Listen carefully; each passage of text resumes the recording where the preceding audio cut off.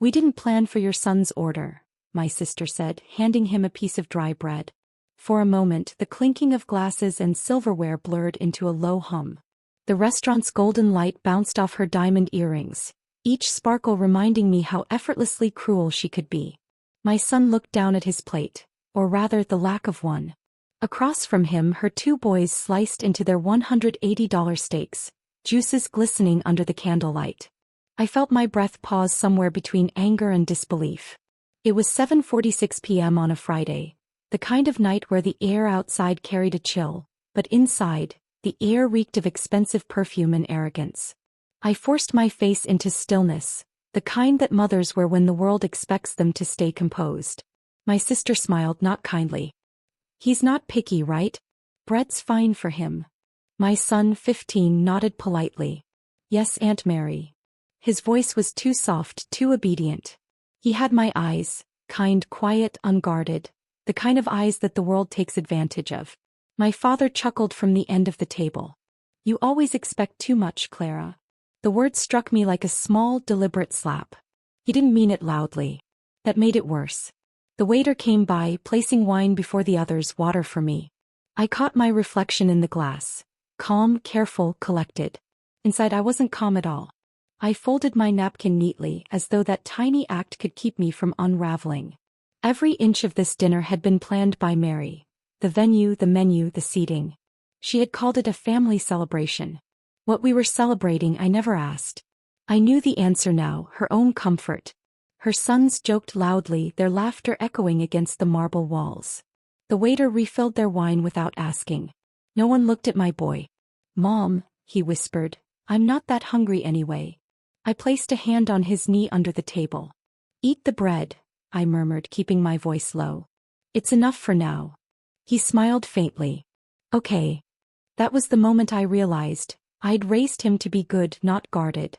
I'd raised him to respect the very people who fed him crumbs. I turned my gaze to Mary. You could have told me earlier, I said quietly. She lifted her glass. Told you what? That there wouldn't be enough to eat. Oh, come on. She waved her hand dismissively. It's one night, Clara. Don't be dramatic. You could have ordered something extra if it mattered that much. I smiled then, small, practiced, and sharp enough to draw blood if she looked too closely. The waiter approached again, offering dessert menus. I declined. My father didn't. Neither did Mary. She ordered 2 chocolate soufflés for her boys, each $30, then turned to me and said, You should really loosen up. Life's short. Short, yes. But not as short as her memory.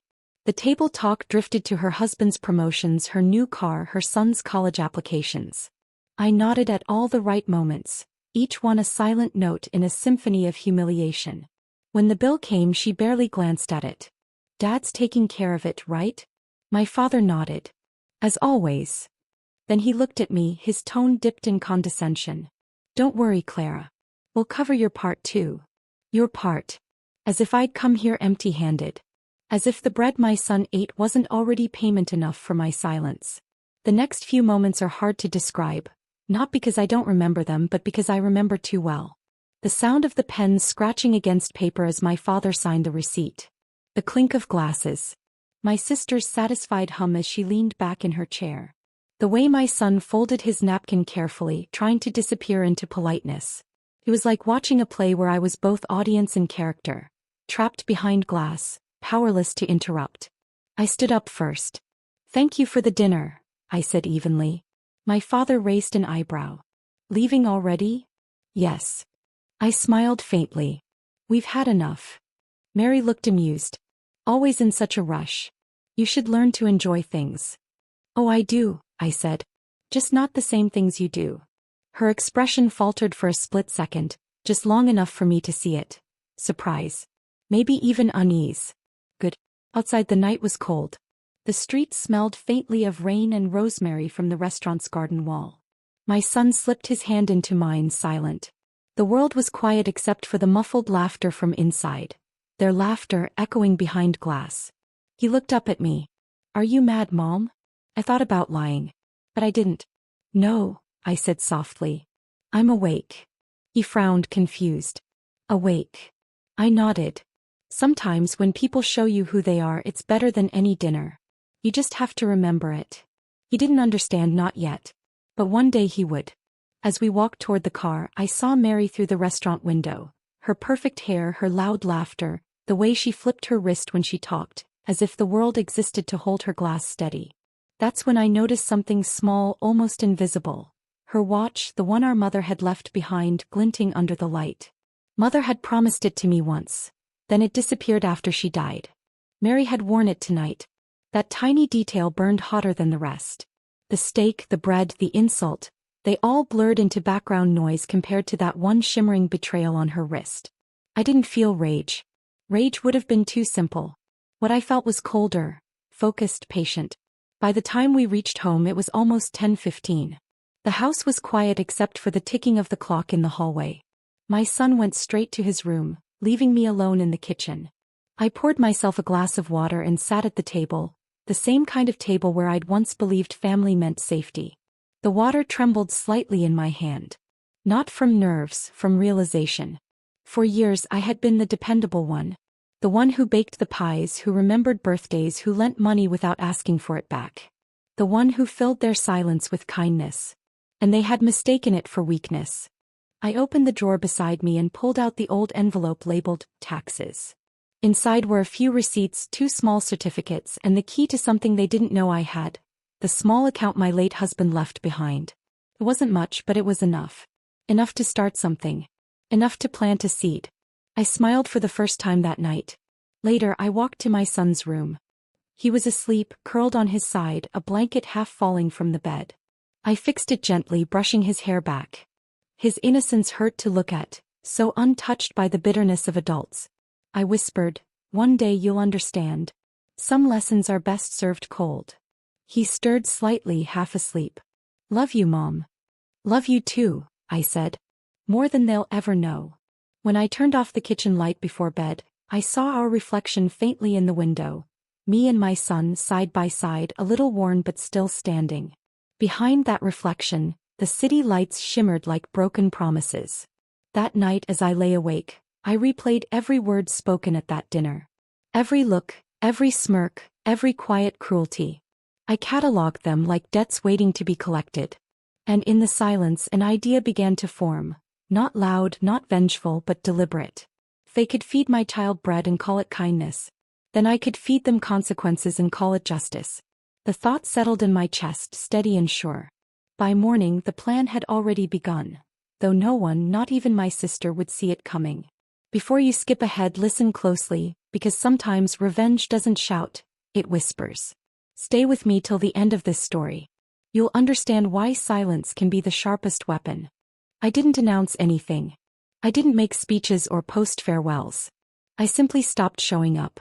One day turned into a week, and the phone that used to ring twice a day went silent. Mary's number flashed once or twice in the beginning. Missed calls I deliberately let ring into nothing. People like her notice absence only when they need something. The first week of silence tasted strange, like learning to breathe again after holding it too long. I made coffee at home instead of joining their weekly brunch. I swept my porch, fed the stray cat that lingered near the gate, and watched the world outside my window without needing to perform inside it. They called it pulling away. I called it peace. The days that followed were quiet but deliberate. I started sorting through drawers, papers, old ledgers, things my late husband had left behind, things I had ignored for years because life demanded other distractions. I found small savings, a few bonds, and a dusty file labeled bookkeeping basics. It made me laugh at first, the thought of me 65 starting something new. But that laughter carried something deeper, the sound of rediscovery. I took the file downtown and asked about part-time work. The woman at the reception looked at me curiously. "Experience?" she asked. I smiled. "More than you'd think." Within a week I was organizing receipts and ledgers at a small hardware supply store. Nothing glamorous, but the rhythm of work, the scent of paper and ink, the quiet order of numbers gave me a sense of control I hadn't felt in years. At home I began to keep a separate notebook, not for work but for them. Every time I learned something about my sister's family, it went into that book.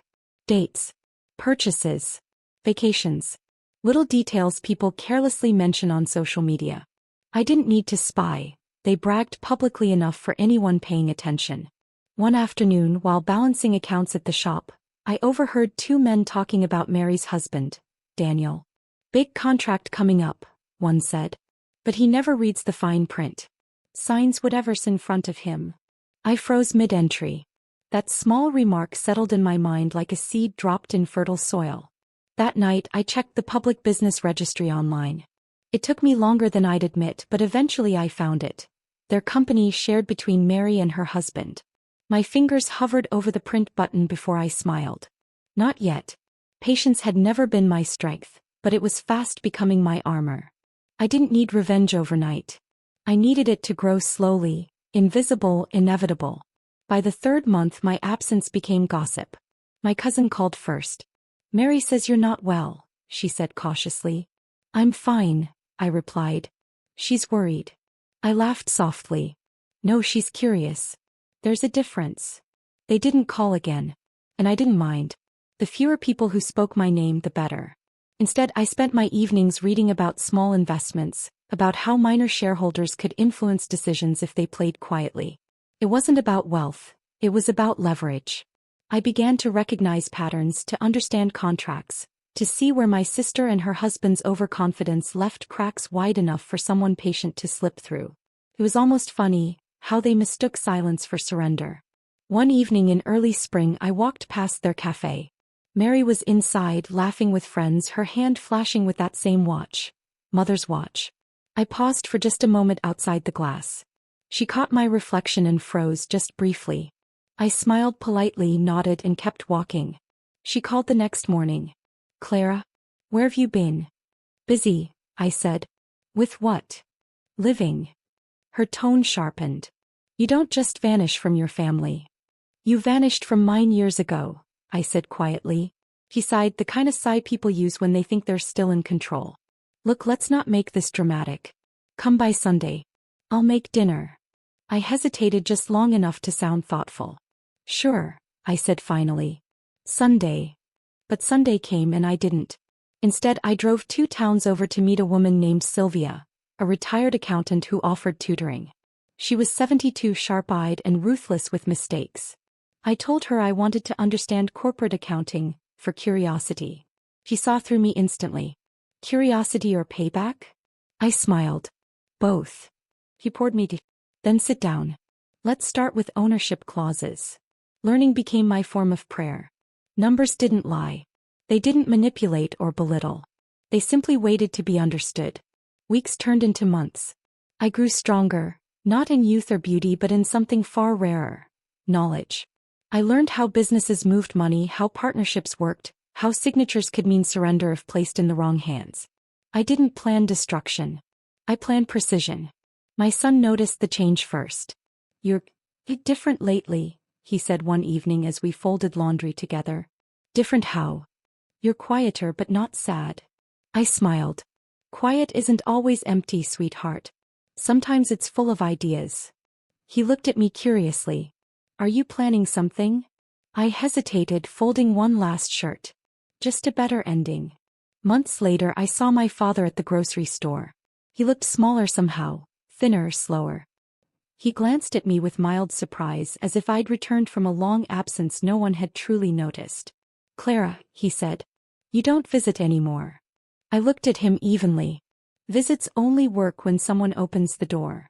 He sighed. "You took everything so personally." "I learned that from you," I said softly. For a moment his expression flickered, not regret but recognition. Then he turned away. That night I cried for the first time in months. Not because I missed them but because I no longer did. By the end of that year I had become invisible by choice. My name still floated in their circles but it carried no weight, just a distant curiosity. "She keeps to herself now," they'd say. "Maybe she's tired." Yes, I was tired, but not in the way they imagined. I was tired of waiting for kindness from people who fed on ego. Mary's husband's company expanded that year, opening new contracts. Through quiet connections, Sylvia's old contacts mostly, I found out which vendors they worked with. One of them, a small supply firm, was owned by the same man who signed my paychecks. When I told my boss, he grinned. "You're connected to the big leagues, huh?" "Something like that," I said. I'd like to help manage their invoices. He shrugged. Be my guest. And just like that, the door opened, quietly, neatly, perfectly. By late summer, I handled a folder labeled MD and Partners. My sister's company. My handwriting on their invoices. My oversight on their payments. It was almost poetic. Every figure I balanced taught me something new. About their spending, their overconfidence, their carelessness. She never checked the numbers. Daniel rarely read what he signed. I began drafting small, harmless revisions. Practice, I told myself. Nothing fraudulent. Just tiny changes small enough to test where their eyes stopped reading. They never noticed. That's when I knew I was ready. The last time Mary called me that year, it was out of obligation. Clara, she said cheerfully, you've been so distant. We're having a holiday dinner. The whole family. You have to come. I listened to her voice. The same one that once dismissed my son's hunger, that once fed him bread while her children feasted. All right, I said. I'll come. Wonderful. It'll be just like old times. Exactly, I whispered. After she hung up, I opened my notebook. The one filled with their details, signatures, spending trails, careless patterns. I flipped to a fresh page. At the top I wrote one word. Transfer. That night, the wind howled through the cracks of my old house, but I wasn't afraid. I felt something steadier. The calm of someone who had stopped begging for respect and started building their own form of justice. Mary had her diamonds, her laughter, her golden restaurant tables. I had patience, proof, and time. And that, I was beginning to understand, was far more dangerous. The wind outside rattled the windows that night, and I sat beneath the yellow lamp in my small kitchen, the notebook open in front of me. The word transfer glowed like a promise across the page. My pen hovered for a moment before I drew a line beneath it. Steady, deliberate. This wasn't revenge out of rage. Rage was messy, loud, easy to dismiss. What I wanted was quiet, invisible, final. Something that would make her wonder when it began and realize it was already too late. The next morning I brewed coffee, pulled my coat tighter, and walked to work with my usual calm. The streets still held traces of winter, salt crunching under my shoes. At the shop, the smell of dust and cardboard greeted me like routine. I balanced ledgers, smiled at customers, and waited until closing time to make a single phone call. It wasn't dramatic. It was simply to Sylvia. Do you still have those charity forms we talked about? I asked. She chuckled. You're ready, aren't you? I smiled into the receiver. More than ready. Mary's charity project had been her pride for years. A small foundation she used to host luncheons, photo shoots, and goodwill dinners. It was more about reputation than compassion. She loved the camera flash more than the cause. I remembered her saying once, "Image is everything, Clara. People don't care what you do, only how it looks." He was right. Image was everything. And soon hers would be the perfect disguise. I volunteered to help her manage the paperwork for the next phase of her charity. New sponsorships, new registration, and renewal forms.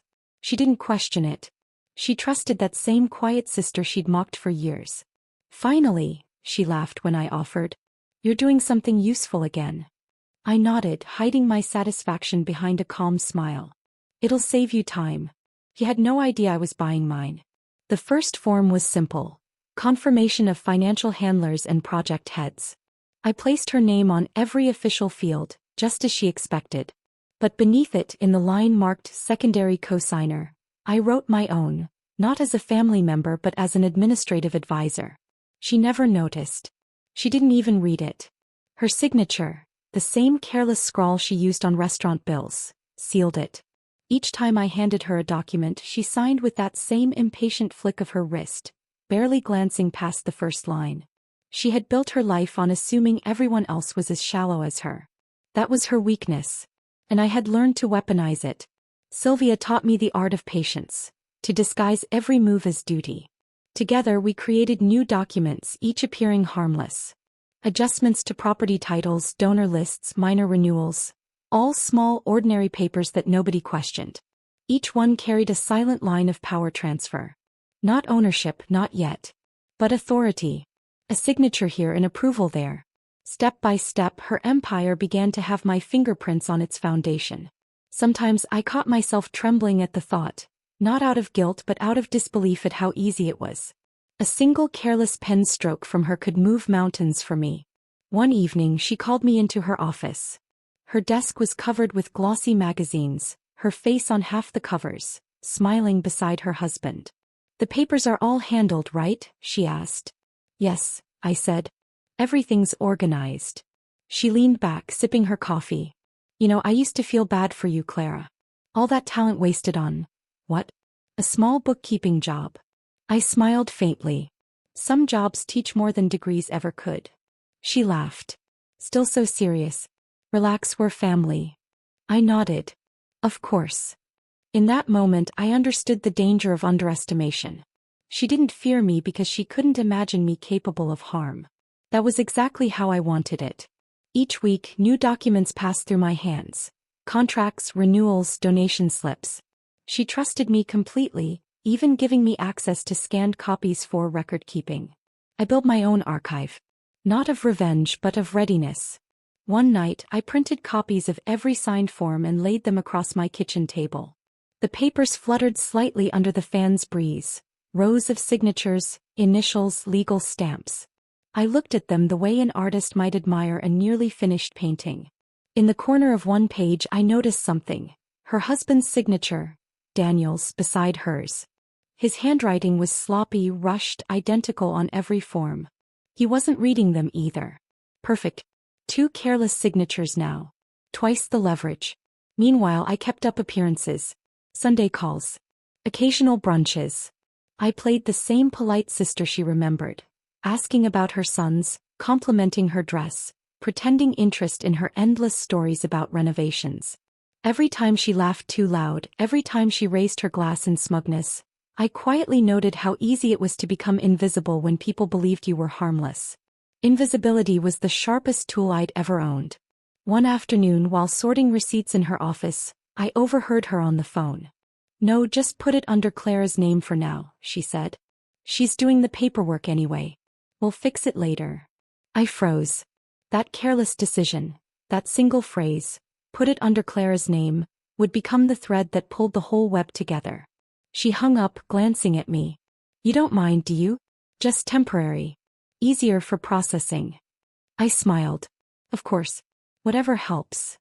I walked out with a calm expression, but inside my pulse was steady thunder. She had just handed me her first real mistake, one she'd signed with confidence. A month later I visited Sylvia again. We reviewed the forms in her small living room, the faint smell of lemon polish and old paper filling the air. "You're careful," Sylvia said, tapping a page. "You're not stealing. You're redirecting authority." "Temporary," I said quietly. She looked up. "And later?" I folded the papers neatly. "Later I'll decide who deserves what." She smiled, that knowing, grandmotherly kind of smile. "You don't need revenge, dear. You need balance." I nodded, but in my heart I already knew. This wasn't balance anymore. This was correction. By early autumn, Mary's charity hosted its annual dinner. He insisted I come. "You did all the boring work, you deserve to celebrate," she said. The venue was grand, lined with chandeliers and laughter. Cameras flashed. She stood at the podium, thanking donors, her voice dripping with pride. I sat at the back table, unnoticed, holding a quiet smile. Halfway through her speech, Daniel raised his glass and said, "To my wife, the woman who makes everything possible." The crowd clapped. I watched him, my fingers tracing the rim of my glass. "You have no idea what she's made possible." After dinner, a young journalist approached me. "You're Mrs. Clara, right? We saw your name on the documents. You're part of the management now." I blinked, feigning confusion. "Just a formality." But the journalist's question confirmed something powerful. My name wasn't invisible anymore. It was on record. Visual. Public. Mary noticed the conversation from across the room, her expression tightening briefly. That was the first crack in her confidence. She laughed it off, but I saw the flicker, confusion mixed with unease.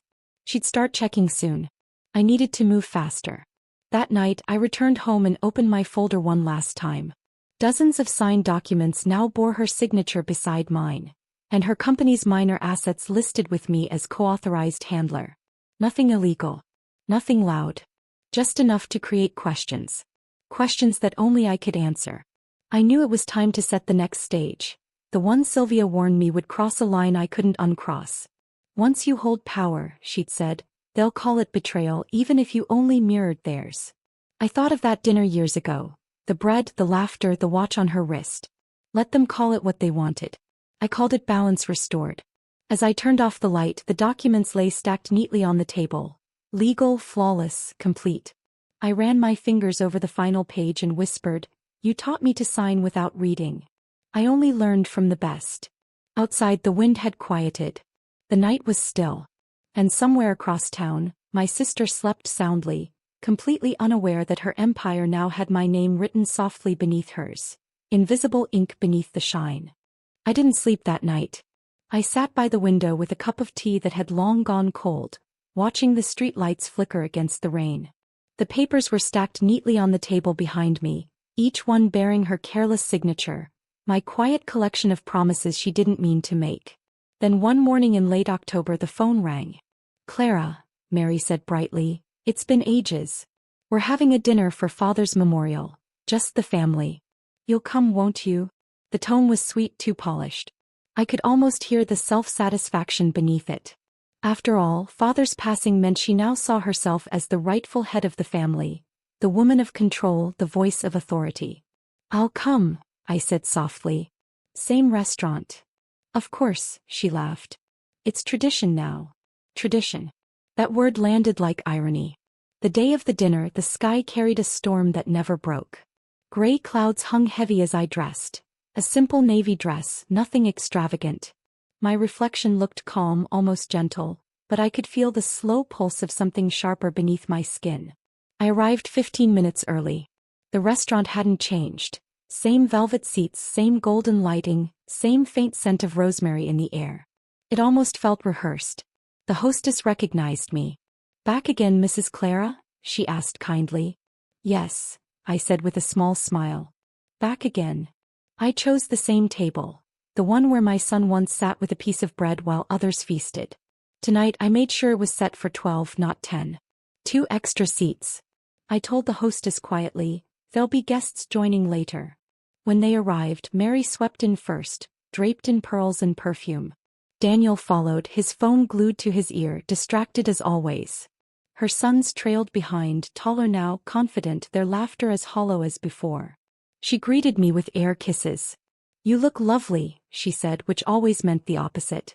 "You too," I replied. "Busy week." "Oh, you know how it is," she said. "So much work, so many responsibilities now that Father's gone. It's exhausting being the one who handles everything." I nodded politely. "I'm sure it is." Daniel finally pocketed his phone. "Good to see you, Clara. You're still keeping busy with those books and numbers." "Every day," I said evenly. "Numbers never lie, do they?" He chuckled, not catching the undertone. "True enough." Dinner began like any other. The chatter, the orders, the clinking of glasses. They ordered wine, I asked for tea. My son, now grown and taller than me, sat quietly beside me watching everything. He didn't know the details of what I'd done, but he sensed something. He always did. The conversation turned to Father. His legacy, his advice, his old sayings. Mary, of course, spoke the most. "He always told me I was the one with the business sense," she said proudly. "Clara was too sentimental for that sort of thing." I smiled faintly. "He did say that, didn't he?" She laughed, leaning closer. "You never minded being the soft one. That's what made you nice." I nodded. "And what makes you what you are?" The table went briefly quiet. She forced a smile, sensing a shift she couldn't name. When the first course arrived, I excused myself to take a quick call. I walked to the front of the restaurant where 2 people stood waiting. A man in a dark suit and a woman with a leather folder in hand. "Miss Clara?" the man asked. "We're ready." I nodded. "Follow my cue." They didn't sit with us. They waited near the bar, silent observers. When I returned to the table, laughter had resumed. Mary was showing photos of her last vacation. "Oh, Clara," she said, "you must travel more. Life's too short to stay small." I sipped my tea. "You're right. Though some trips take you further than others." Daniel raised a glass. "To family, even when it's complicated." I met his gaze, smiling. "Especially then." The waiter brought the main course. "Steaks again." Expensive, tender, dripping with indulgence. As they began to eat, I felt the room grow smaller. Not physically but in tension. Every sound felt amplified. The scrape of a fork, the faint hum of jazz music, the rain tapping faintly against the windows. "Clara," Mary said suddenly, "I meant to ask, did you ever finish those charity forms? I think I need to renew some of them this month." I looked up, calm as glass. "Yes," I said. "Everything's already been updated. You signed all the renewals." "I did." "Yes." Her brow furrowed slightly. "When?" "Months ago. Don't you remember?" Daniel frowned. "What renewals?" "The ones you both approved," I said simply. "Your signatures are on every page." Mary laughed nervously. "You're always so serious. I'm sure it's fine." "It is," I said. "Perfectly fine." Across the table my son looked at me just for a moment, and I knew he understood that tonight was different. Halfway through dessert, the man and woman from the bar walked toward us. Mary looked confused. "Clara, who?" "Mr. Patel," I said, nodding toward the man, "is from the legal office handling father's estate. And this," I added, nodding to the woman, "is Ms. Rogers, the notary." Mary blinked. "Now, really? We're eating." "Yes," I said softly. "But this concerns the family. It can't wait." The table fell silent.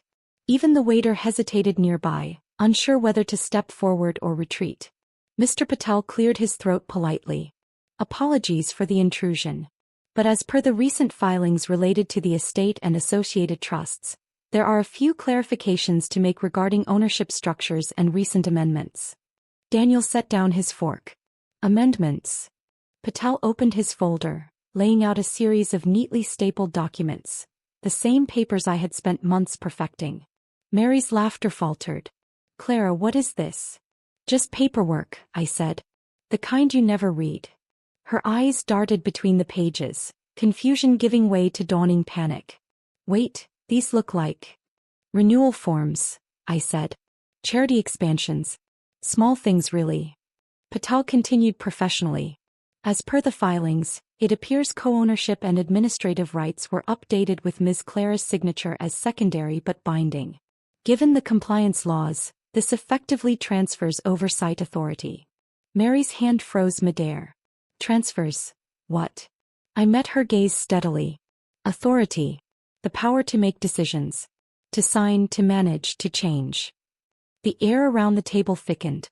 Even the restaurant seemed to pause. Daniel grabbed one of the papers. "This can't be real. You can't just—" "She can," Patel interrupted calmly.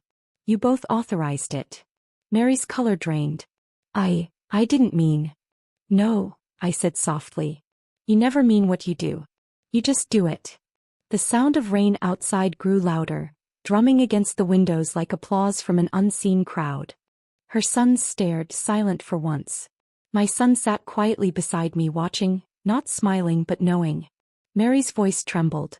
"You planned this." I folded my napkin, placing it neatly on the table. "I organized what you signed. You planned the rest." Daniel stood abruptly, chair scraping. "We'll fix this," he said.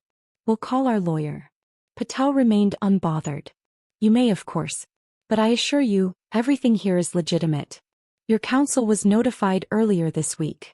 These are the final confirmations." Mary turned to me, eyes wide. "You notified them?" I nodded. 2 days ago." Her lip trembled. "Why? After everything, why would you?" I interrupted gently. "Because some lessons require repetition. You taught me not to expect too much." Her sons looked between us, realization sinking in slowly, like poison disguised as honey. The silence that followed was heavy.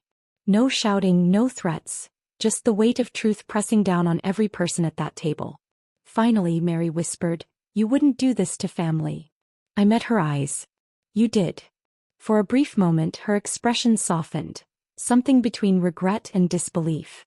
"Clara, what happens now?" I smiled faintly. "Dinner ends. And tomorrow begins exactly as it should have years ago, with me finally sitting at the head of the table." I stood slowly, smoothing my dress, and nodded toward the notary. "Leave the originals here. They can keep the copies." Patel and Rogers bowed politely and left. I turned back one last time. Enjoy your dessert, Mary. You've earned it. Then I walked out, steady, calm, unshaken, leaving her with the same taste she once left in my mouth. Something bitter, dry, and impossible to swallow. The night air met me like an old friend. Honest. The kind that strips away pretense and leaves only truth. Rain had stopped, but the streets still glistened, puddles reflecting the restaurant's golden light. I stood for a moment beneath the awning, listening to the faint echo of clinking glasses behind me. My son joined me silently. He didn't ask questions. He didn't need to. He had watched it unfold, the quiet storm I'd built, the years of silence blooming into one final evening. "Are you okay, Mom?" he asked softly. I looked at him, really looked at him. The boy who once chewed bread while others feasted, now taller, wiser, stronger. "Yes," I said. "For the first time in years I am." We walked to the car without another word.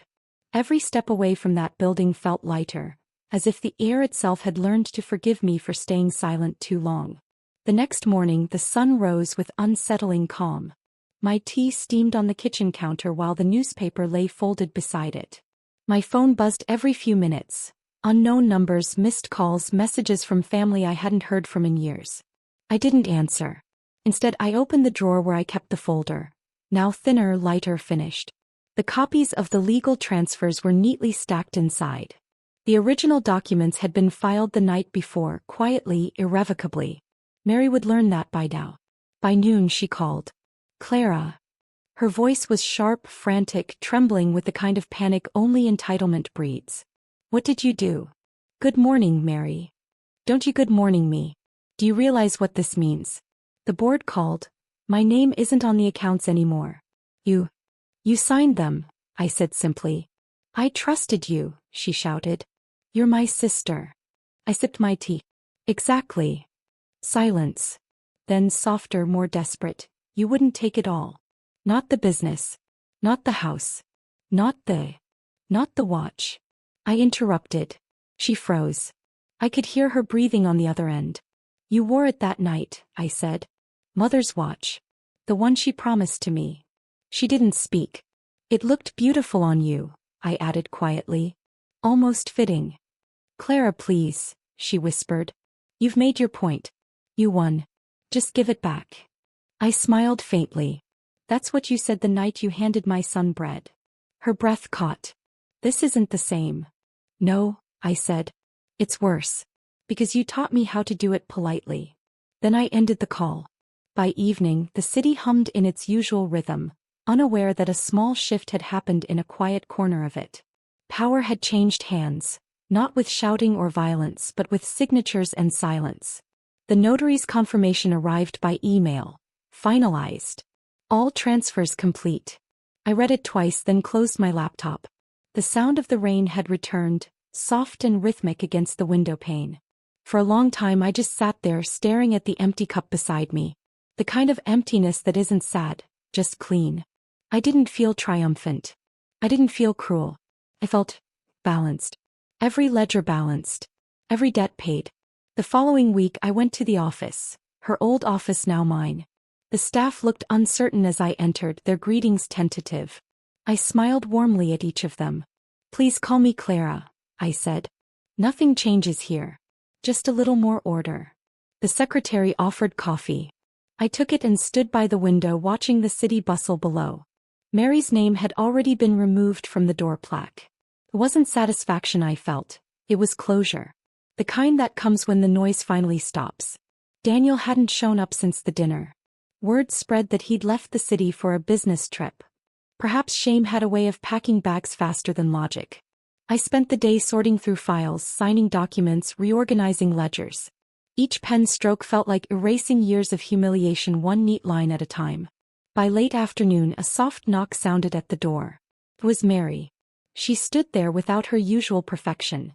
No pearls, no makeup, just rain-damp hair and trembling lips. "Clara," she said quietly. "Can we talk?" I gestured toward the chair across from my desk. "Of course." She sat slowly, eyes flicking around the office that used to be hers. "This was never supposed to happen," she whispered. "We were supposed to look after each other." I met her gaze evenly. "You looked after yourself." I just learned from the best. Her eyes filled. You took everything. I leaned back in my chair. No, Mary. I restored everything. What belonged to mother. What father dismissed. What you used and wasted. I just put it back in the right hands. You'll destroy the family, she said. I smiled sadly. You destroyed it long before I did. I'm just closing the books. She looked at me for a long time, searching for softness that wasn't there anymore. Do you hate me? The question surprised me. I thought about it, really thought. No, I said finally. Hate would mean I still cared enough to feel small around you. I don't. She blinked as if trying to find the woman she once dismissed. What do you feel then? Peace, I said simply. And maybe a little pity. When she left, she didn't slam the door. She just walked out quietly as if realizing that silence, once her victory, now belonged to me. I sat alone for a while, listening to the soft hum of the office lights. Then I opened the drawer and took out something I'd brought from home. Mother's watch. I'd retrieved it weeks earlier through an old jeweler who still worked with the family. Mary had sold it years ago for a deposit she never paid back. I had bought it quietly just like everything else. I turned it over in my hand, tracing the engraving on the back. Time remembers. As it did. Later that evening I drove to the old family house. The garden was overgrown, the porch light dim. I unlocked the door with a key that still fit perfectly. The house smelled faintly of cedar and dust, memories too heavy to lift. I walked through the halls slowly, touching the walls, the frames, the corners of rooms where laughter once lived and later died. In Father's old study the air was colder. His desk still stood against the window. I sat in his chair for the first time, hands resting where his once did. You always expected too much, he used to say.